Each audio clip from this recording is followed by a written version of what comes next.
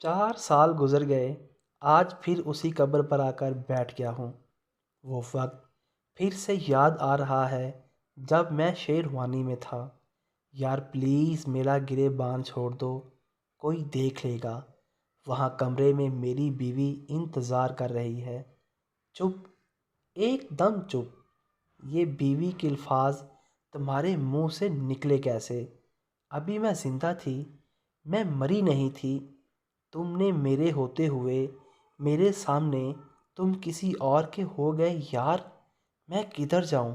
قسم سے مر جاؤں گی یار، سمجھنے کی کوشش کرو۔ اس نے مزید میری شیروانی کا گلا پکڑ کر روتے ہوئے جھنجھوڑا۔ فائزہ پلیز چپ ہو جاؤ یار، پلیز، میں مجبور تھا۔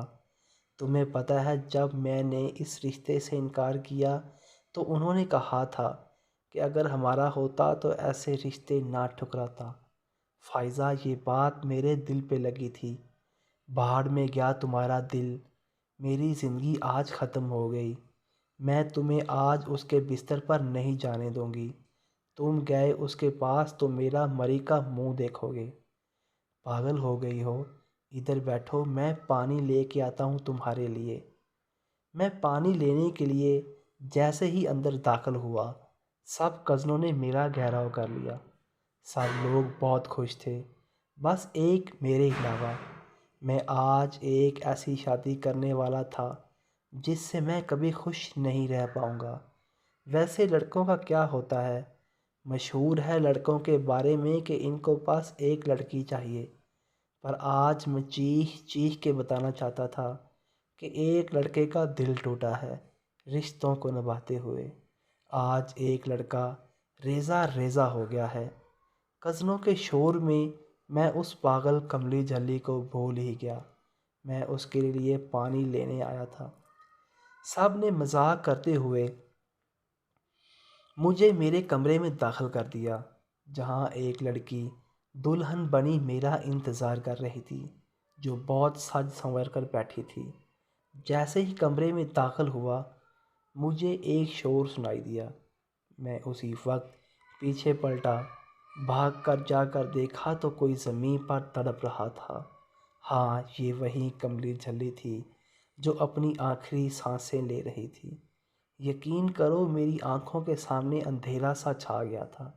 ہائے میری جان، میں نے بھاگ کر گود میں اٹھایا اور زور سے چیخا، گاڑی نکالو۔ گاڑی کی پیچھے والی سیٹ پر لٹاتے ہی پلٹا تو آنکھوں کے سامنے اندھیرا سا آ گیا اور گر پڑا۔ جلدی سے اٹھا، گاڑی میں بیٹھا اور اس کے سر کو اپنی گود میں لے لیا۔ فائزہ، فائزہ، 2 بار نام پکارنے کے بعد میری آواز گلے میں اٹک گئی۔ اف پہ ہی آواز رک گئی۔ اس کے منہ سے جھاگ آنے لگی تھی۔ اس کا تڑپنا اب بند ہو چکا، اس کی آنکھوں سے آنسو بہنا بھی بند ہو گئے تھے۔ ہسپتال کی ایمرجنسی میں اسٹریچر کا انتظار نہ کرتے ہوئے میں اسے گود میں اٹھا کر لے گیا تھا۔ اس کا بازو لٹکا ہوا جھول رہا تھا۔ بیڈ پر لٹاتے ہی سب ڈاکٹر جمع ہو گئے۔ پھر ایک لڑکی کاٹن بینڈیج سے اس کے پاؤں کے انگوٹھے باندھنے لگی تھی۔ میں یہ سب برداشت نہ کر پایا تو میرے کزن نے مجھے پکڑا اور بٹھا دیا۔ میرے آنسو تھم گئے تھے، مجھے رونا بھی نہیں آ رہا تھا۔ آنسو ہی رک گئے۔ آج یار مر گیا اور میرا ایک آنسو بھی نہ نکلے۔ یہ تو ناانصافی تھی یار کے ساتھ۔